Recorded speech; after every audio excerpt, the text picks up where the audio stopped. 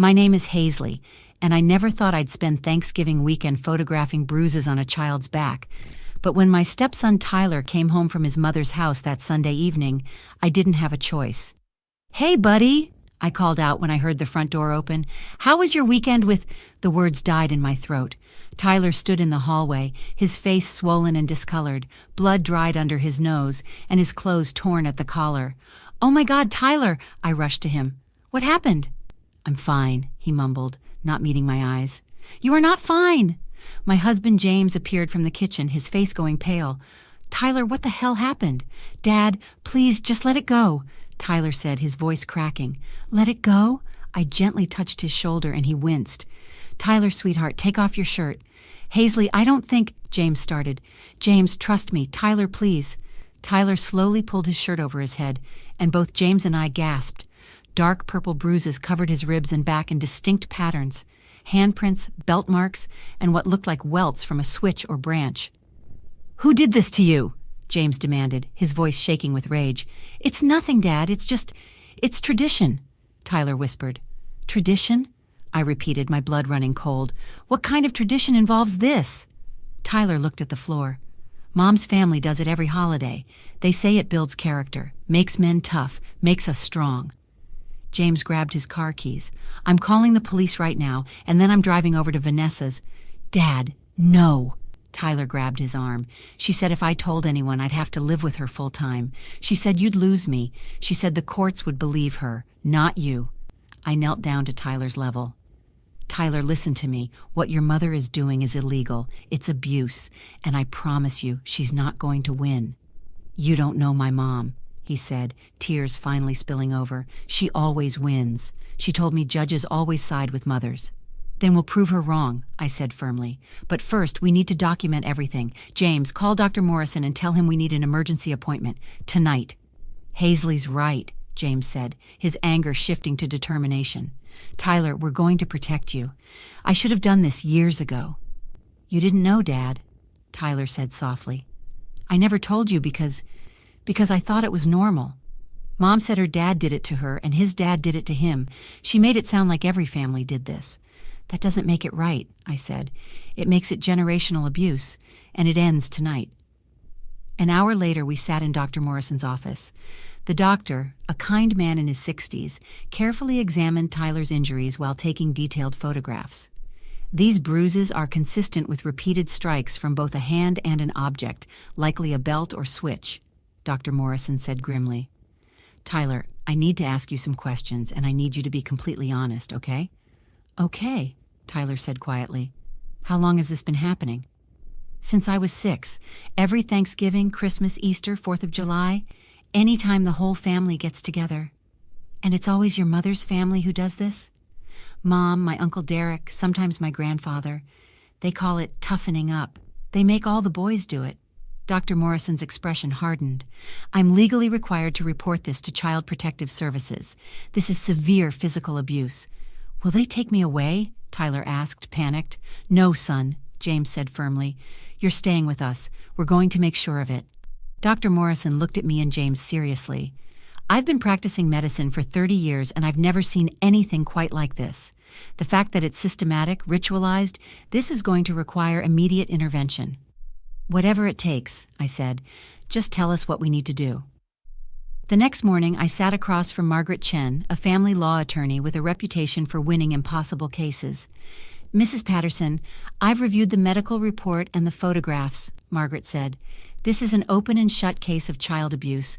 The question is whether we pursue emergency custody modification or criminal charges against Vanessa first." "Both," I said without hesitation. "I want her to pay for every bruise on that child's body." "I like your attitude," Margaret smiled grimly. "But we need to be strategic. Vanessa's attorney will argue she wasn't the one who physically harmed Tyler." "She allowed it to happen. She participated in it. She threatened him to keep quiet," James said, his jaw tight. "Exactly," Margaret nodded. "Which is why we're going to need Tyler's testimony, along with any evidence of prior knowledge. Text messages, emails, anything showing she knew this was happening." I pulled out my phone. I started going through Tyler's old phone last night. Vanessa sent him this text before last Thanksgiving. "Remember, what happens at Grandpa's stays at Grandpa's. Don't be a baby like last year." "Perfect," Margaret said, taking screenshots. "What else?" "There's a voice message from 3 Christmases ago. Tyler was crying, and Vanessa told him to man up and that every Patterson man goes through this." "Patterson?" Margaret's eyes sharpened. "That's her maiden name?" "Yes," James confirmed. "She went back to it after our divorce." "I'm going to do some digging into the Patterson family history. If this is truly generational, there might be prior CPS reports or police calls." Margaret made notes. "In the meantime, I'm filing for an emergency custody hearing. We'll request full custody for you both and supervised visitation only for Vanessa, if any visitation at all." "What are our chances?" I asked. "With this evidence? Excellent," Margaret said confidently. "Judges don't take kindly to parents who endanger their children, tradition or not." That afternoon, Detective Lisa Ramirez from the Special Victims Unit came to our house. "Tyler," she said gently, sitting across from him in our living room, "I know this is hard, but I need you to walk me through exactly what happened this weekend. Start from when your dad dropped you off at your mother's house." Tyler took a deep breath. "Dad dropped me off Friday night. Mom seemed normal, happy even. But then Saturday morning she told me we were going to Grandpa Patterson's for the traditional Thanksgiving gathering." "How did you feel about that?" Detective Ramirez asked. "Scared. I always get scared before the gatherings because I know what's coming." "What happened when you got there?" "Everything was normal at first. We ate, watched football. Then after dinner, Grandpa stood up and said, 'Time to make men out of the boys.' That's what he always says." "Who else was there?" "My Uncle Derek, my cousin Brett, who's 15, and Mom. They took me and Brett down to the basement." "What happened in the basement, Tyler?" Tyler's voice shook. "Grandpa said we had to earn our place at the table. He made us take off our shirts and then he hit us with his belt, 10 times each. He said it was 1 strike for each year since the family came to America." "Did your mother try to stop him?" "No, she watched. She said, 'Don't go easy on him, Dad. He needs to learn.' She just stood there watching." Detective Ramirez's expression remained professional, but I saw her hand tighten on her notepad. "What happened after your grandfather hit you?" "Uncle Derek said I didn't take it well enough. He said I cried too much, so he used a switch from the yard. That's when my nose started bleeding." "And your mother's response?" "She told me I was embarrassing her. She said I should be more like Brett, who didn't cry." Detective Ramirez closed her notepad. "Tyler, you're very brave for telling me this. I'm going to make sure this never happens again." "You really think you can stop them?" Tyler asked quietly. "I don't think. I know," Detective Ramirez replied firmly. "This stops now." 2 weeks later, we stood in Judge Patricia Thornton's courtroom for the emergency custody hearing. Vanessa sat at the defendant's table with her attorney, her expression cold and confident. Judge Thornton reviewed the medical reports in silence, her expression growing darker by the second. "Miss Patterson," the judge finally said, "I've read some disturbing allegations here. How do you respond?" Vanessa stood, smoothing her designer suit. "Your Honor, my family has traditions that may seem harsh to outsiders, but they've served us well for generations. My father, grandfather, and great-grandfather all underwent the same character-building exercises, and they all became successful, upstanding men." "Character-building exercises?" I couldn't help myself. "You call beating a child until he bleeds character-building?" "Mrs. Patterson, please," Judge Thornton said, but her tone wasn't unkind. "Miss Patterson, are you admitting that you allowed your father to strike your son with a belt?" "It's not abuse, Your Honor. It's discipline. It's family tradition." Margaret stood. "Your Honor, I'd like to enter into evidence text messages from Miss Patterson to Tyler, explicitly instructing him not to report the abuse. I also have voice recordings where Miss Patterson encouraged her father to not go easy on her son." Vanessa's attorney whispered urgently to her, but she waved him off. "Your Honor, I stand by my family's traditions. What I do with my son during my custody time is my business." Judge Thornton removed her glasses. "Miss Patterson, let me be absolutely clear. What you're describing is criminal child abuse under state law. There is no family tradition, exception to laws protecting children from violence." "Your Honor, surely you can't be serious." "Detective Ramirez," Judge Thornton addressed the detective in the gallery. "Are there criminal charges pending?" Detective Ramirez stood. Yes, Your Honor. We're charging Miss Patterson with child abuse, child endangerment, and intimidating a witness. We're also charging her father, Derek Patterson, with aggravated assault of a minor. Vanessa's face went pale. You can't do this. I'm his mother. Your status as his mother doesn't give you the right to harm him, Judge Thornton said sharply.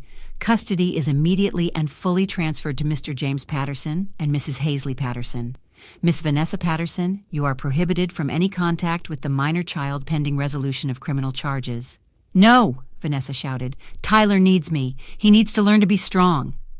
What Tyler needs, I said, standing up, is to heal from the trauma you inflicted on him, and he's going to do that in a home where love doesn't come with bruises. You can't turn him against me. I'm his real mother. You're a woman who watched her child get beaten and called it tradition, I replied.